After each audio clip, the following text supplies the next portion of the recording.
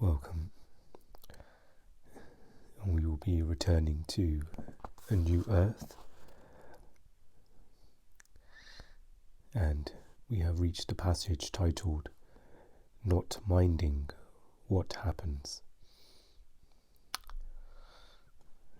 J. Krishnamurti, the great Indian philosopher and spiritual teacher, spoke and travelled almost continuously all over the world for more than 50 years, attempting to convey through words which are content that which is beyond words, beyond content.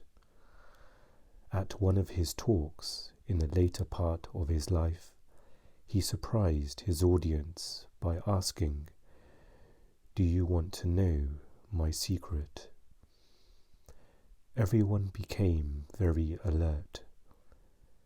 Many people in the audience had been coming to listen to him for 20 or 30 years and still failed to grasp the essence of his teaching.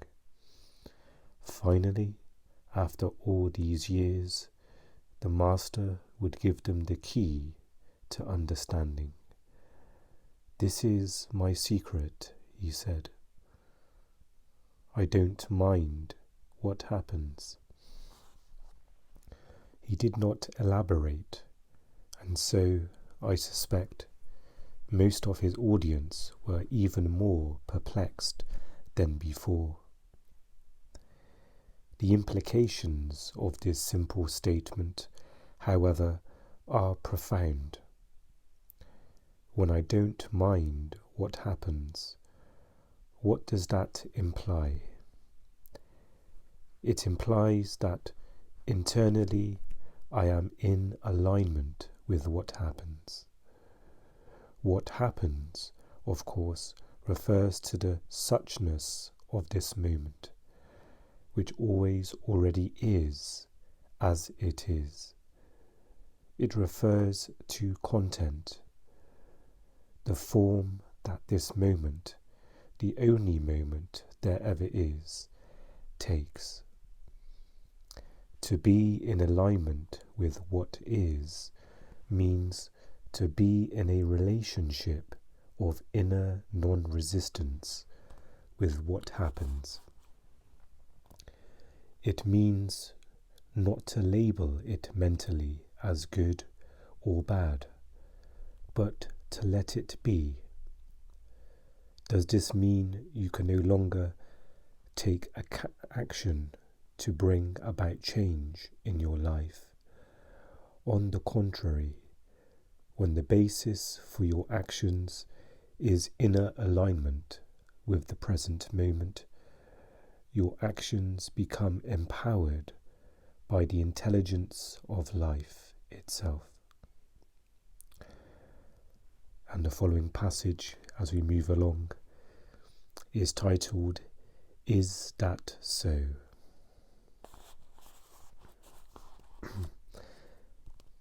The Zen master, Hakuin, lived in a town in Japan. He was held in high regard, and many people came to him for spiritual teaching. Then it happened that the teenage daughter of his next-door neighbor became pregnant. When being questioned by her angry and scolding parents as to the identity of the father, she finally told them that he was Hakuin, the Zen master. In great anger, the parents rushed over to Hakuin and told him with much shouting and accusing that their daughter had confessed that he was the father. All he replied was, "Is that so?" News of the scandal spread throughout the town and beyond. The master lost his reputation. This did not trouble him. Nobody came to see him any more. he remained unmoved. When a child was born, the parents brought the baby to Hakuin. You are the father, so you look after him. The master took loving care of the child. A year later, the mother remorsefully confessed to her parents that the real father of the child was the young man who worked at the butcher shop. In great distress, they went to see Hakuin to apologize and ask for forgiveness. We are really sorry. We have come to take the baby back. Our daughter confessed that you are not the father. Is that so? Is all he would say as he handed the baby over to them. The master responds to falsehood and truth, bad news and good news, in exactly the same way. Is that so? He allows the form of the moment, good or bad, to be as it is, and so does not become a participant in human drama. To him, there is only this moment, and this moment is as it is. Events are not personalized. He is nobody's victim. He is so completely at one with what happens that what happens has no power over him anymore. Only if you resist what happens are you at the mercy of what happens, and the world will determine your happiness and unhappiness. The baby is looked after with loving care.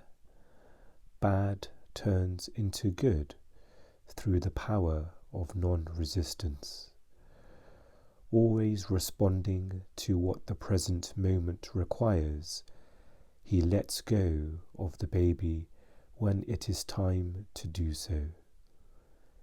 Imagine briefly how the ego would have reacted during the various stages of the unfolding of these events. And perhaps we can take some literal moments to reflect upon that,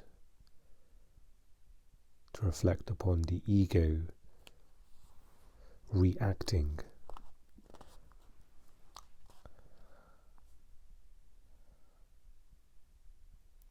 An accusatory, accusing energy coming towards us. And you can imagine the ego reacting.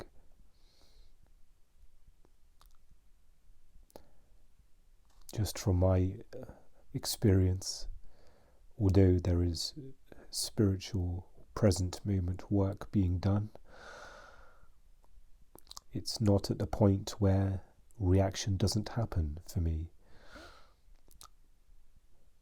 What seems to be the case is the reaction is now delayed. It's still, the ego still reacts, but instead of the instantaneous reaction, it is now delayed. And instead of an outward reaction, it remains inward. There's no angry, can't think of the word, an angry expulsion of words and gestures, but there may be some inner dialogue.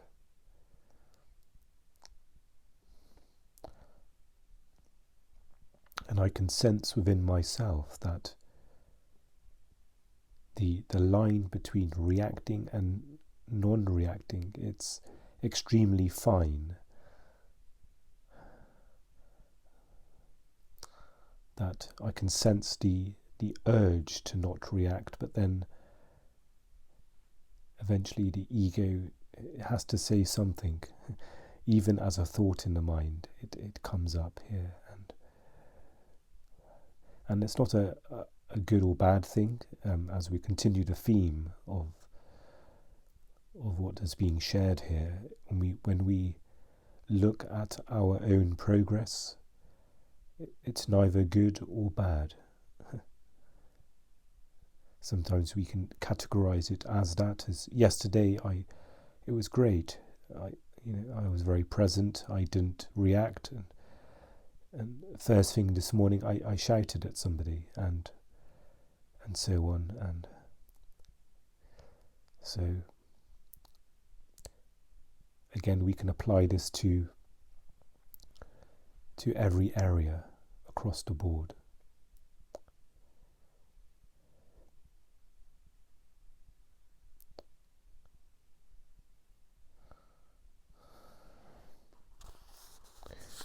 I thought it'd be a good place to pause after this passage as well, because I feel that, as expertly as Eckhart puts this in the most simplest way, which is the most, which can be difficult to do, to simplify this, what's beyond words. But I thought it'd be good to digest what some of the simple pointers, although simple but limitlessly profound, that this is enough for this reading, and it's enough to reflect, digest, progress, process, progress, enough to process and integrate into the practice.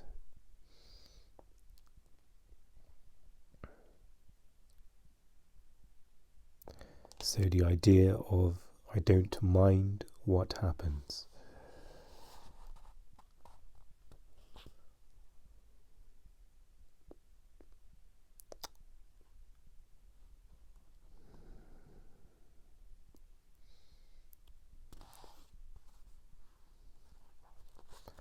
And there may be moments, situations, relationships in a life where this is true, where there's a lightness to it. When talking to certain people,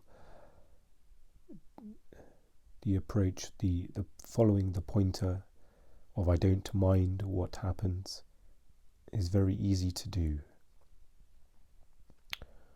And then there are other situations, relationships, where immediately this is lost. Immediately there's a reaction, there's resistance. And this is just simply to bring this to the forefront of our awareness, to treat interactions and situations as almost to honor them as their own practice. Nothing's too beyond us, it's too small or too insignificant. A simple phone conversation from a stranger, from somebody trying to sell something, or a wrong number, or a relative that you would rather not engage with, or a friend.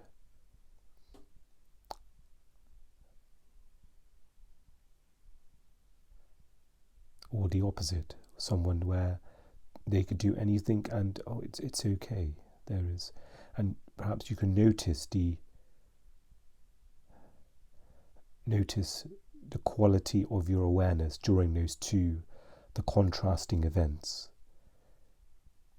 So lots to reflect upon there, to, as Mooji would say, I'll borrow his words, to marinate in this here.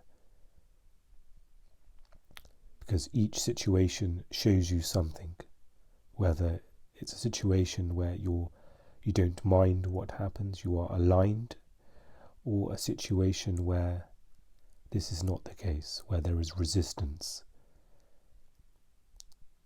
And just in the observation of it, in the alert awareness, you can see where you are being lost, where the present moment is being obscured, and it's now you are in the image of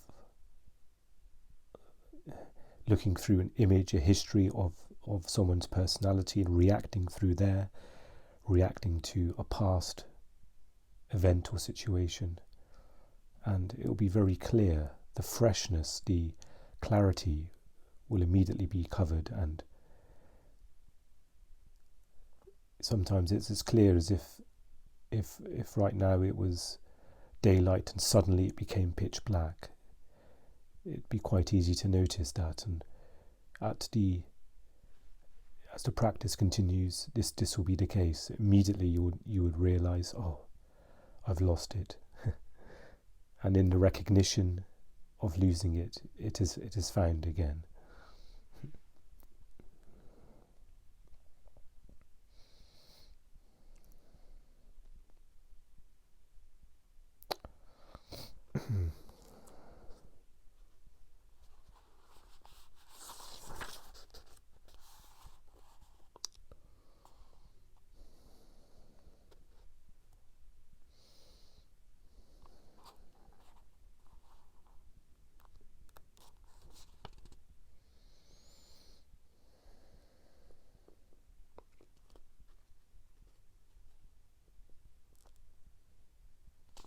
Okay, so going to leave it there. Thank you for joining me for today's episode. I wish you well, and speak to you again very soon. Take care.